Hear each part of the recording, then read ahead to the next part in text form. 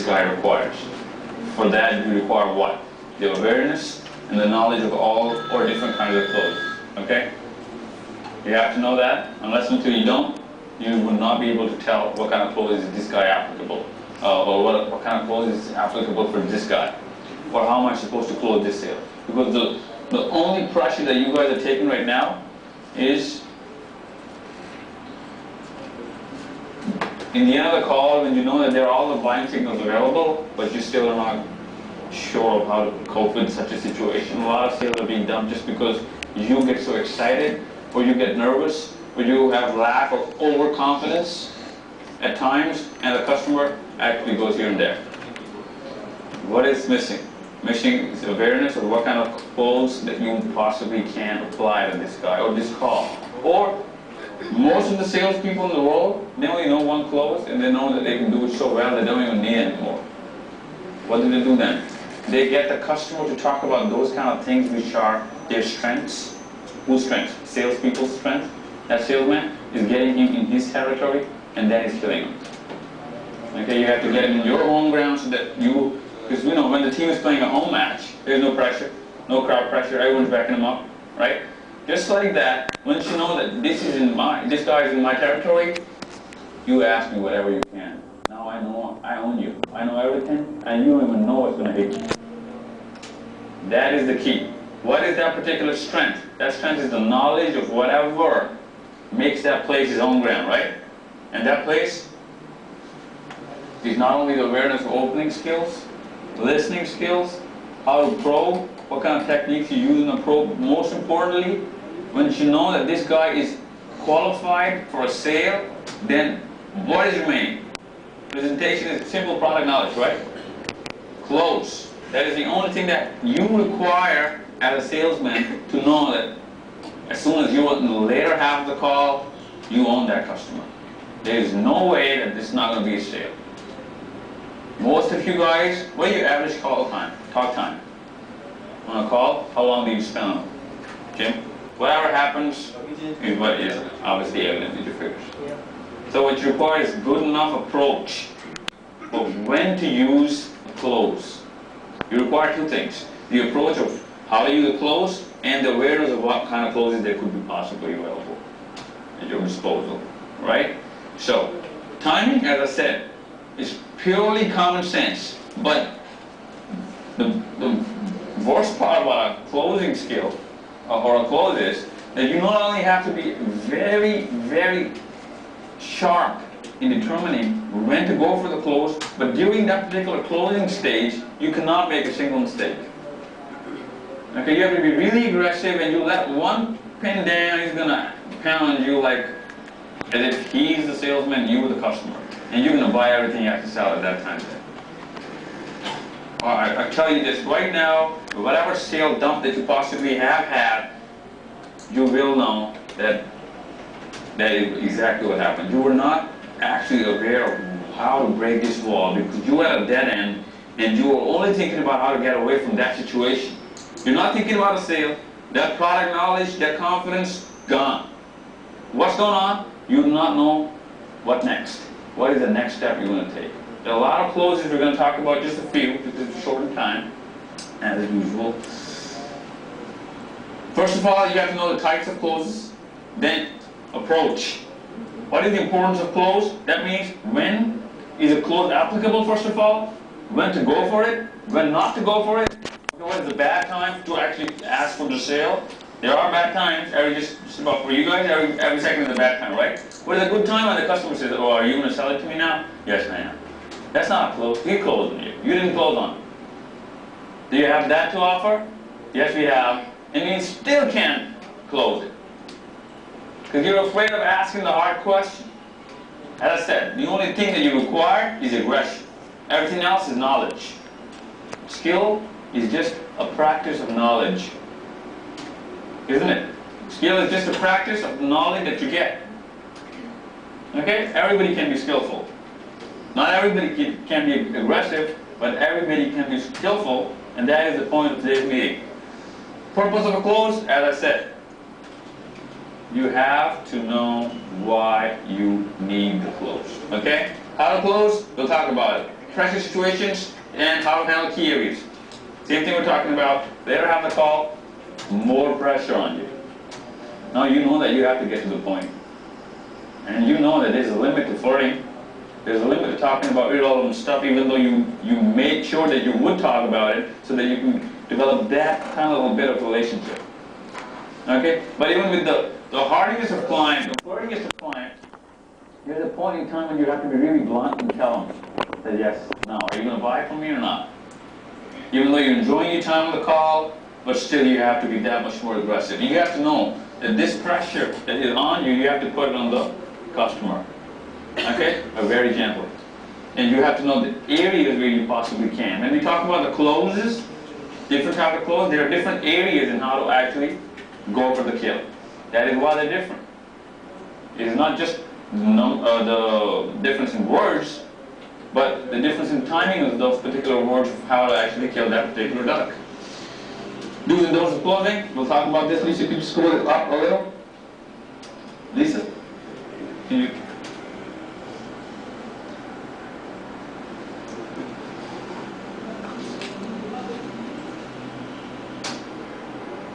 Okay. First of all, we'll cover the trial close. Okay, I want you to read this and try and see what is probably the background of this particular type of close. This module of this is of the highest importance as skillful questioning. Skillful questioning, not questioning, skillful questioning. That means not just logical, but properly timed questions. That skill of questioning skill is type of questions. You want to ask a rhetorical question, direct question, overhead question, indirect question, open-ended question, tie-down, direct questions, close-ended questions. You know what I'm saying? Different types of questions you have to know. Otherwise, you can know all the types of closes, but you cannot close even one. You have to know the types of questions. Once you know the skill of questioning, and then you listen and pay attention to what is the time or when to ask the question. That's simple. So all you need is a lot of knowledge and very little time to apply that knowledge. Because you're taking what? 240 seconds in a call? Right? Now, the agent should have all the knowledge and ability to utilize questions, listening, and all the other skills that are prerequisites to support the effective training of closing the sale. Now, we all know the types of questions. Right? We know what a rhetorical question is. We know what a direct question is. We know what an indirect question is. We know what an open-ended question sounds like. When you say, how do you interpret that in or may I ask what are you assuming? Or can you explain that further? These are all open-ended questions which require speech from a customer. And that is what you require in opening of the call so that he can talk to you more and you can get to learn about him that much more, right? That is going to give you the type of customer that's going to help you determine the type of close and also help you determine what kind of questions does this guy require to save my time and to get that sale, right? Now you need all of this. These are prerequisites. If you don't, we'll talk about them. But I want you to know what are the kind of closes so that you would know what the world is talking about, where the world is going, and where you are right now. This is more of a global overview right now, okay? We'll talk about assumptive close first, not trial close, even though it's number one on the list. Assumptive close. Why I want to talk about this before anything is because I want you to always assume the sale. Always, when you pick up the phone, assume that this is going to be your sale. Let's just imagine the opposite. If you assume that this is not going to be a sale, what's going to happen? It's not going to be a sale because you're down. You know it's not going to be a sale, even if it's a very, very light customer, first-degree customer, and you're just going to take him as a third-degree customer because you assumed the opposite. It's not going to be a sale. It's a bad day today. But let's just assume the opposite again. If you assume it's going to be a sale, if it's a hard customer, third-degree customer, but still you're going to have that much more energy and more confidence. It's just I'm going to cook this duck, right? Then that's going to increase your odds. And for example, if you get a first-degree customer, then that's no problem now. So always be positive. Assume the sale. First of all, assume the sale. Then you say hello. Then you dial your numbers, right?